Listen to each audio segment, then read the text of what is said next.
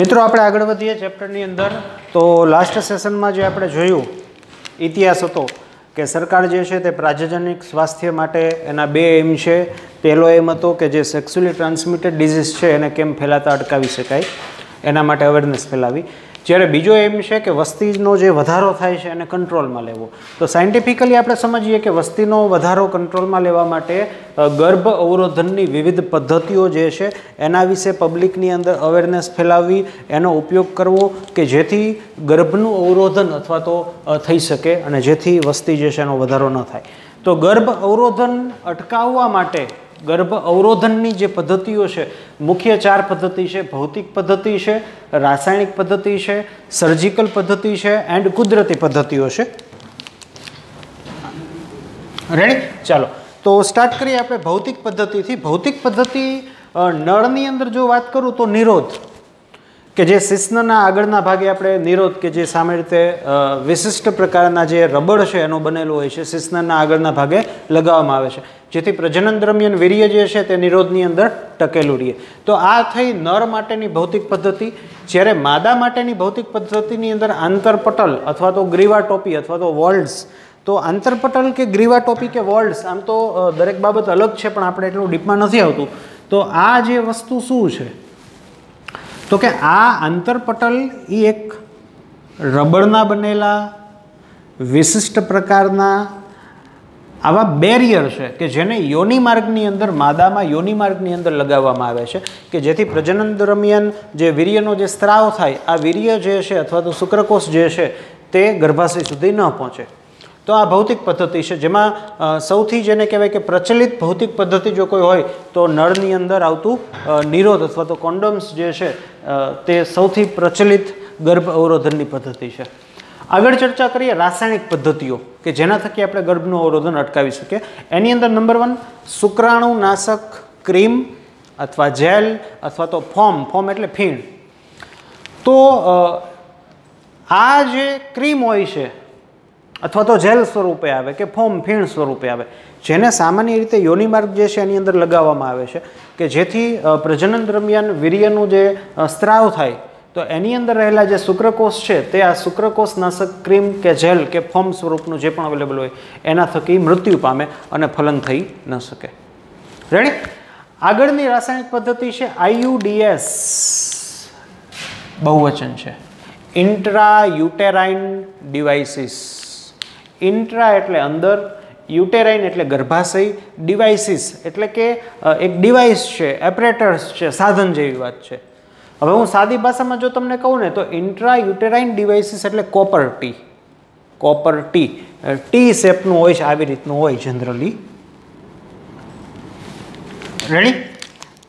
અને આ જે બ્લુ કલરનું તમે જેને કોપર ટી ઓળખો છો ને એ હું દોરું છું કે ટી શેપનું પ્લાસ્ટિકનું આવી આકાર ધરાવતી રચના અને જે હું ગ્રીન કલરનું દોરું છું ને તે હોય છે કોપર વાયર કે જેમાંથી કોપર આયનો મુક્ત થતા હોય. પણ કોપર ટી જે છે ને કોપર ટી એને મેડિકલી અથવા વિજ્ઞાનની રીતે ઇન્ટ્રા યુટેરાઇન ડિવાઇસ કહેવાય કે ગર્ભાશયની અંદર મૂકવામાં આવતા ડિવાઇસ કે જે ભારતની અંદર વ્યાપક રીતે સર્વ સ્વીકૃત પદ્ધતિ છે. તો ઇન્ટ્રાયુટેરાઇન ડિવાઇસ શું છે તો કે એક નાનું અમથું એક ડિવાઇસ અથવા તો એવી રચના પ્લાસ્ટિકની બનેલી રચના હોય કે જેને જો આપણે ગર્ભાશયની અંદર મૂકી દઈએ તો ગર્ભનું અવરોધન અથવા તો ગર્ભનું સ્થાપન ન થાય. તો ઇન્ટ્રાયુટેરાઇન ડિવાઇસ છે એ 3 પ્રકારના હોય. એક છે બિન ઔષધકીય, એનો એક્ઝામ્પલ છે લિપસ લૂપ્સ. તો આવું હોય જો કે આ ટી શેપનું આવી રીતનું હોય. રેડી? જેને આપણે ગર્ભાશયમાં મૂકી દેવાનું. હવે આ કેવી રીતે વર્ક કરે? બિન ઔષધીય IUDS છે કેવી રીતે વર્ક કરે તો કે તમે જો આને ગર્ભાશયમાં મૂકો ને તો ગર્ભાશયની દિવાલ સ્ટ્રેચ થાય, છંછેડાય. ગર્ભાશયની જે દિવાલ છે આપણે આવી કંઈક રચના મૂકી હોય તો એની દિવાલ છે એ છંછેડાય, સ્ટ્રેચ થાય. તો આવી રચના મૂકતા ગર્ભાશયની દિવાલમાં મેક્રોફેજ સક્રિય બને, મેક્રોફેજ વધુ સક્રિય. તો પ્રજનન દરમિયાન એન્ટર થતા શુક્રકોષ એ મેક્રોફેજ દ્વારા એનું ભક્ષણ થઈ જાય, ફેગોસાઇટિક એક્ટિવિટી જે છે એ વધી જાય એટલે કે મેક્રોફેજ દ્વારા જે ભક્ષણની એક્ટિવિટી છે એ વધી જાય. બીજા કેવા પ્રકારના આયુડીએસ આવે તો કે આની જેમ જ મેં જે હમણાં કીધું હતું એ કે આવો શેપ છે અને એની ફરતે જેને કહેવાય કે તાંબુ જે કોપર છે એનો વાયર છે, એક જ થાય ને. ઓકે, તો વાયર છે આવી રીત તો કે જે કોપર આયન મુક્ત કરે, Cu+2 આયન મુક્ત કરે.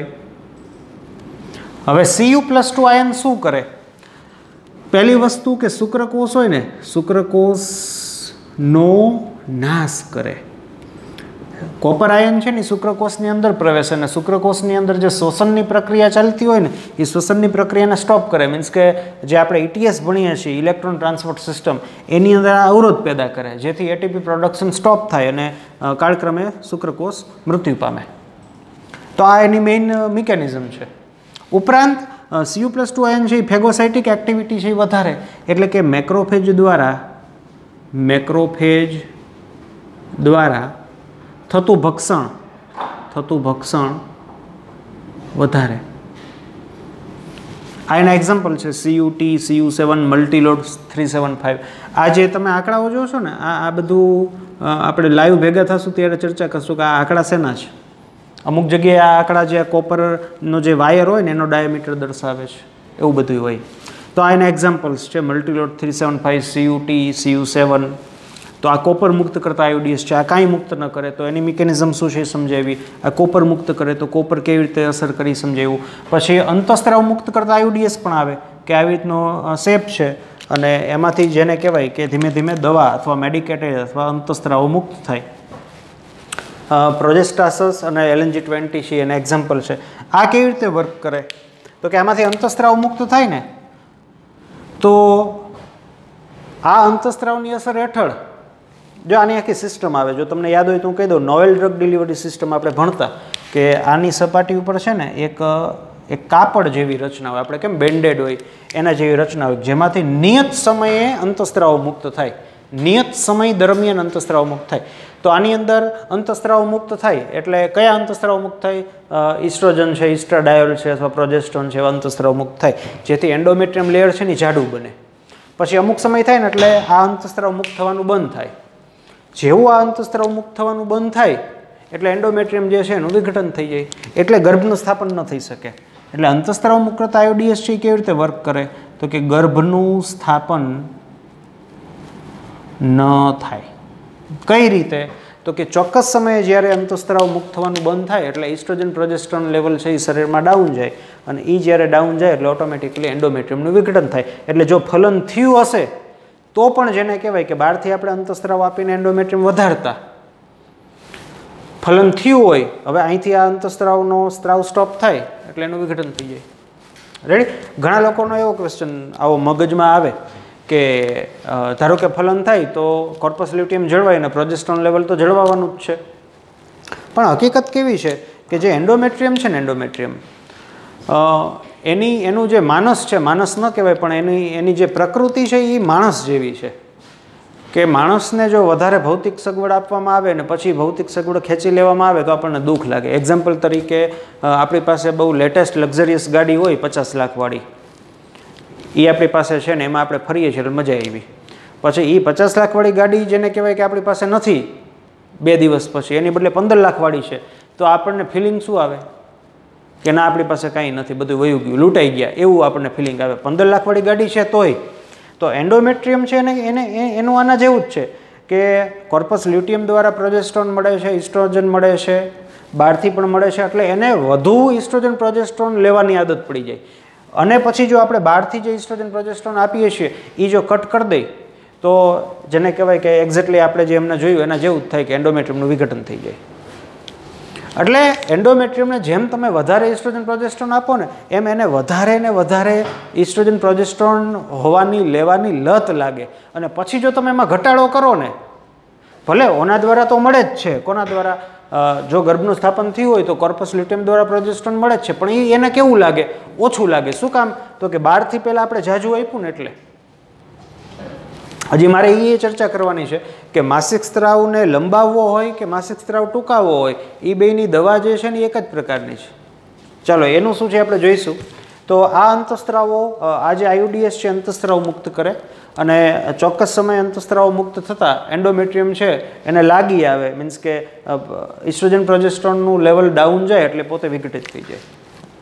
આપણે ચર્ચા કરી રહ્યા છીએ રાસાયણિક પદ્ધતિ, બરાબર. તો આયુડીએસ જે છે એમાં ખાસ કરીને કોપર-ટીની ચર્ચા કરીએ કે જે આપણે ઘણી બધી જગ્યાએ એવું સાંભળેલું હોય. તો આ ભારતની અંદર વ્યાપક રીતે સર્વસ્વીકૃત પદ્ધતિ છે. રેડી? ચાલો આગળ રાસાયણિક પદ્ધતિની ચર્ચા કરીએ તો અંતઃસ્ત્રાવી પિલ્સ અને અન્ય ડોઝેસ ફોર્મ. અન્ય ડોઝેસ ફોર્મ એટલે ઇન્જેક્શન હોય, ઇમ્પ્લાન્ટ્સ હોય એને ડોઝેસ ફોર્મ કહેવાય, ટેબ્લેટને ડોઝેસ ફોર્મ કહેવાય, સિરપને ડોઝેસ ફોર્મ કહેવાય, ઇન્જેક્શનને ડોઝેસ ફોર્મ કહેવાય. તો અન્ય અંતઃસ્ત્રાવી પિલ્સ એટલે નાની ટેબ્લેટ હોય એને પિલ્સ કહેવાય. તો અન્ય ગર્ભ અવરોધનની પદ્ધતિ શું છે? તો કે ઇસ્ટ્રોજન પ્રોજેસ્ટ્રોન ટેબ્લેટ્સ અથવા પિલ્સ કે જેને આપણે માસિક ચક્ર સ્ટાર્ટ થાય એનો પ્રથમ દિવસ હોય ત્યાંથી લેવાની, 21 દિવસ સુધી લેવાની. પછી તમે 22 દિવસ લ્યો તો હાલે, 20 દિવસ લ્યો તો હાલે.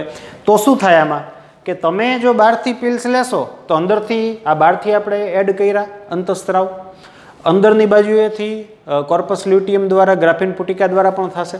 હવે તમે ધારો કે 21મા દિવસે આ પિલ્સ મૂકી દો તો બ્લડમાં ઇસ્ટ્રોજન પ્રોજેસ્ટ્રોન લેવલ કેવું જાય? ડાઉન જાય. ભલે નેચરલી કુદરતી રીતે શરીરમાં બને છે, પણ મેં શું કીધું કે એન્ડોમેટ્રિયમ છે એનું માનસ કેવું છે કે તમે વધારે આપો ને તો એ વધારે લેવા માટે એ કેવું થાય, એ તૈયાર થાય. પછી જો તમે એમાં ઘટાડો ને તો એનું વિઘટન થઈ જાય. એટલે આપણે આ પિલ્સનું કેવી રીતે વર્ક કરે કે તમે ઇસ્ટ્રોજન પ્રોજેસ્ટ્રોન વધારે આપો છો તો એ ગ્રોથ થાય એનો. પછી તમે બહારથી ઇસ્ટ્રોજન પ્રોજેસ્ટ્રોન લેવાનું બંધ કરો છો એટલે બ્લડમાં કોન્સન્ટ્રેશન ડાઉન જાય એટલે એ વિઘટિત થઈ જાય. જો તમે આ ન આપ્યું હોત તો પણ સારી રીતે ડેવલપ થાત એન્ડોમેટ્રિયમ અને કુદરતી રીતે જેને કહેવાય વિઘટન થાત. પણ બહારથી આપણે આ શું કર્યું, એને આદત આપી, ટેવ પડી કે 50 લાખવાળી ગાડી દીધી પછી લઈ લીધી એટલે દુઃખી થાય. આ એના જેવી એની મિકેનિઝમ આવી છે, બરાબર. બીજી શું છે? બીજી એક છે દવાનું નામ છે સહેલી. ખાસ યાદ રાખવાનું રાસાયણિક પદ્ધતિ છે સહેલી, કે જે અઠવાડિયે એક જ વખત લેવાની હોય. જો આ છે સતત આપણે 21 દિવસ સુધી લેવાની હોય. જ્યારથી માસિક ચક્ર શરૂ થાય, ધારો કે હું તમને કહું કે T = 7/7/2020 રોજ માસિક ચક્રની શરૂઆત થઈ, એટલે કે આની પાછળ જે ઋતુસ્ત્રાવ આવે ને, ઋતુસ્ત્રાવ પૂરો થાય. ધારો કે 5 દિવસનો ઋતુસ્ત્રાવ હોય, 6 તારીખે ઋતુસ્ત્રાવ પૂરો થાય છે તો 7 તારીખથી લેવાની. ક્યાં સુધી લેવાની? 21 દિવસ સુધી લેવાની. એટલે નિયર અબાઉટ 28/7/2020 સુધી તમારે લેવાની. 28 તારીખે તમે લેવાનું બંધ કરો એટલે અચાનક બ્લડની અંદર ઇસ્ટ્રોજન પ્રોજેસ્ટ્રોન લેવલ ડાઉન જાય એટલે એન્ડોમેટ્રિયમ જે છે એને લાગી આવે ને એનું વિઘટન થઈ જાય. એટલે જો ગર્ભનું સ્થાપન થયું હોય તો પણ, મીન્સ કે ફલન થયું હોય તો પણ ગર્ભનું સ્થાપન ન થઈ શકે, એન્ડોમેટ્રિયમ લેયર વિઘટિત થઈ જાય એટલા માટે. આ બીજી દવા સહેલી, બ્રાન્ડ નેમ છે સહેલી, જે સેન્ટ્રલ ડ્રગ રિસર્ચ ઇન્સ્ટિટ્યૂટ ગવર્મેન્ટની સંસ્થા છે, ડ્રગ રિલેટેડ રિસર્ચ કરતી હોય એવી સંસ્થા લખનૌમાં આવેલી છે, CDRI, એને બનાવેલી એક બ્રાન્ડ નેમ સહેલી, જેની અંદર દવા છે ઓર્મેલોક્સિફેન. બિન સ્ટીરોઇડલ બનાવટ છે. આ બધી અંતઃસ્ત્રાવો સ્ટીરોઇડલ, એ તો મારે તમને કંઈ કહેવાની જરૂર નથી, ઇસ્ટ્રોજન પ્રોજેસ્ટ્રોન છે સ્ટીરોઇડલ અંતઃસ્ત્રાવો છે. તો બીજી આ પણ દવા છે જે ભારતની અંદર ભારતના વૈજ્ઞાનિકોએ, સરકારી સંસ્થા છે central drug research institute Lucknow પાસે આવેલી, જેને એક બ્રાન્ડ નેમ સહેલી આવી દવા વિકસાવેલી છે, જે અઠવાડિયે એક જ વખત લેવાની હોય. આ દવા લેવાથી પણ જેને કહેવાય એન્ડોમેટ્રિયમ જે છે નિયત સમયે તૂટે અને જો ફલન થયું હોય તો ગર્ભનું સ્થાપન થઈ શકે નહીં. ઉપરાંત ઇસ્ટ્રોજન પ્રોજેસ્ટ્રોન ઇન્જેક્શન થ્રુ પણ જેને કહેવાય કે આપણે એવું કરી શકીએ. ઇસ્ટ્રોજન પ્રોજેસ્ટ્રોન ઇન્જેક્શન આપો તો શું થાય કે બ્લડમાં કોન્સન્ટ્રેશન વધે, પછી તમે ઇન્જેક્શન બંધ કરી દો એટલે કોન્સન્ટ્રેશન ડાઉન જાય એટલે એન્ડોમેટ્રિયમને લાગી આવે, એન્ડોમેટ્રિયમનું વિઘટન થાય. અન્ય ટેકનિક છે ઇસ્ટ્રોજન પ્રોજેસ્ટ્રોન કે ઇસ્ટ્રાડાયોલ. જો ઇસ્ટ્રોજન હોય ને, ઇસ્ટ્રોજન એની ટેબ્લેટ નો આવે, પ્રોજેસ્ટ્રોન હોય ને એની ટેબ્લેટ આવે. ઇસ્ટ્રોજનની ટેબ્લેટ એટલા માટે ના આવે કે ઇસ્ટ્રોજન છે ને એ રાસાયણિક રીતે અનસ્ટેબલ મોલેક્યુલ છે, એટલે તમે એની ટેબ્લેટ બનાવો કે ઇન્જેક્શન બનાવો ને તો એ વિઘટિત થઈ જાય. એટલે ઇસ્ટ્રોજનની બદલે ઇસ્ટ્રાડાયોલ એના જેવું જ આવે કે જે ઇસ્ટ્રોજન રિસેપ્ટર ઉપર વર્ક કરે ને ઇસ્ટ્રોજન જેવું જ કાર્ય આપે. એટલે ઇસ્ટ્રાડાયોલ, હું ભલે ઇસ્ટ્રોજન બોલતો હોય પણ ઇસ્ટ્રોજનની ટેબ્લેટ ઇન્જેક્શન ન મળે, ઇસ્ટ્રાડાયોલની મળે કે જે એના જેવું જ વર્ક આપે. તો આ બીજી ટેકનિક છે ઇસ્ટ્રાડાયોલ પ્લસ પ્રોજેસ્ટેરોન આરોપણ અથવા ઇમ્પ્લાન્ટ્સ. આમાં શું હોય સમજાવું, આ કેવી રીતે વર્ક કરે. તો કે આને સામાન્ય રીતે ચામડીની નીચે ઇમ્પ્લાન્ટ આરોપણ કરવાનું હોય. આનું આરોપણ તો જો આવું એક સળી જેવી રચના છે જેમાં આગળના ભાગે અહીંયા દવા હોય કે જે ધીમે ધીમે મુક્ત થાય એટલે એન્ડોમેટ્રિયમનો વિકાસ થાય અને નિયત સમયે મુક્ત થવાનું બંધ થાય. ચોક્કસ સમયે દવા મુક્ત થતી બંધ થાય એટલે એન્ડોમેટ્રિયમનું વિઘટન, અને જો ફલન થયું હોય તો પણ ગર્ભનું સ્થાપન ન થઈ શકે. રેડી? તો આને ચામડીની એની નીચે ઇમ્પ્લાન્ટ કરવામાં આવે. અચ્છા, બીજી આની વાત. હવે તમને પ્રશ્ન એમ થાય કે આમાં પણ એવું જ છે. મેં કીધું હતું કે ચોક્કસ સમયે અંતઃસ્ત્રાવો મુક્ત થવાનું સ્ટાર્ટ થાય ને ચોક્કસ સમયે બંધ થાય. રેડી? હવે જો હું તમને આખી ટેકનિકલ વાત છે, મેડિકલ વાત નથી કે ચોક્કસ સમય બંધ થઈ જાય ને પછી વળી પાછું સ્ટાર્ટ થઈ જાય ને. એટલે ઘણાને ક્વેશ્ચન એવો થાય કે સપોઝ કે અંતઃસ્ત્રાવો મુક્ત થવાનું બંધ થઈ ગયું તો શું આપણે બીજા મહિને બીજું આપણે કોપર્ટી નહીં પણ આ મુક્ત આયુડીએસ આપણે પ્લેસ કરવાનું ગર્ભાશયમાં? ના, એવું ન હોય. જો હું સમજાવું, આવતું નથી, હું તમને ખાલી સમજાવવા માટેની વાત કરું છું. હવે મેં શું કીધું તમને કે અહીંયા કાપડ જેવું હોય મટીરિયલ્સ, એ આવી રીતે ભાગમાં હોય. જોજો હવે આમાં કેવું હોય કે ધારો કે કોઈ માદાને માસિક ચક્ર પૂરું થવા ઉપર હોય અને નવું સ્ટાર્ટ થવાનું હોય ત્યારે આને ઇમ્પ્લાન્ટ કરી દેવામાં આવે ગર્ભાશયમાં. હવે આને ઇમ્પ્લાન્ટ કરીએ ને એટલે શું થાય કે આ આખી ટેકનોલોજી છે કે સૌ પ્રથમ આ જે પોર્શન છે ને એમાંથી ધારો કે 20 કે 21 દિવસ સુધી અંતઃસ્ત્રાવો મુક્ત થાય.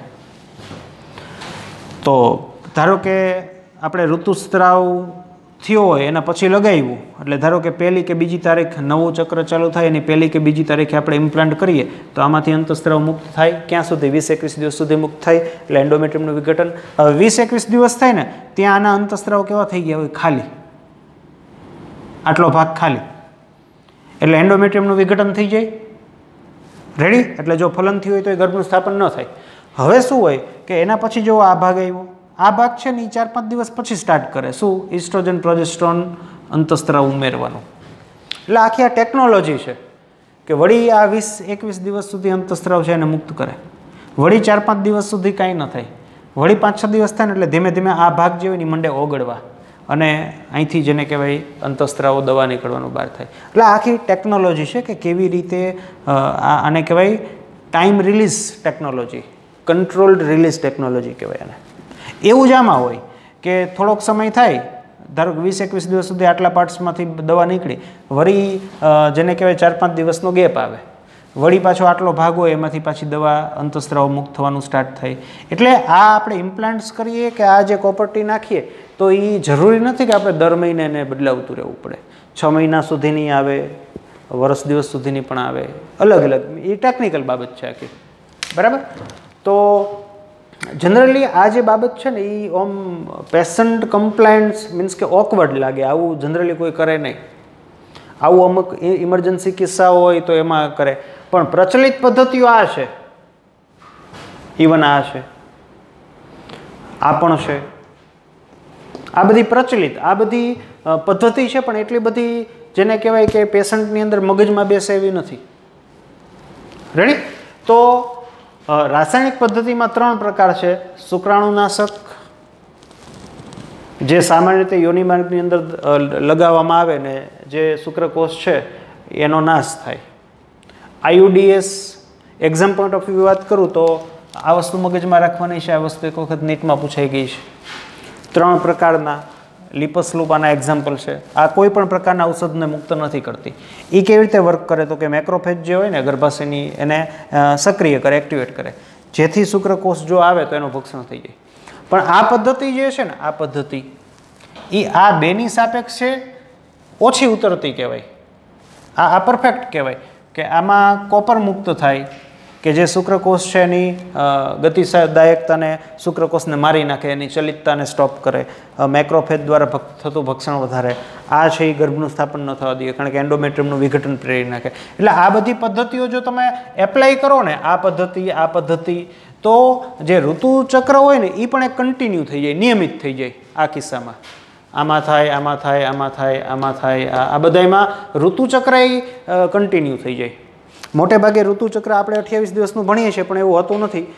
ક્યારેક 30 દિવસનું પણ હોય, 35નું હોય, 40 દિવસ પણ થાય. તો આ બધી પદ્ધતિઓ દ્વારા ઋતુચક્ર પણ એક નિયમિત થઈ જાય. અને ઋતુચક્ર નિયમિત થાય મીન્સ કે એન્ડોમેટ્રિયમનું વિઘટન થાય નિયમિત, તો જેને કહેવાય કે જો ફલન થયું હોય તો પણ સ્થાપનની શક્યતાઓ રહેતી નથી.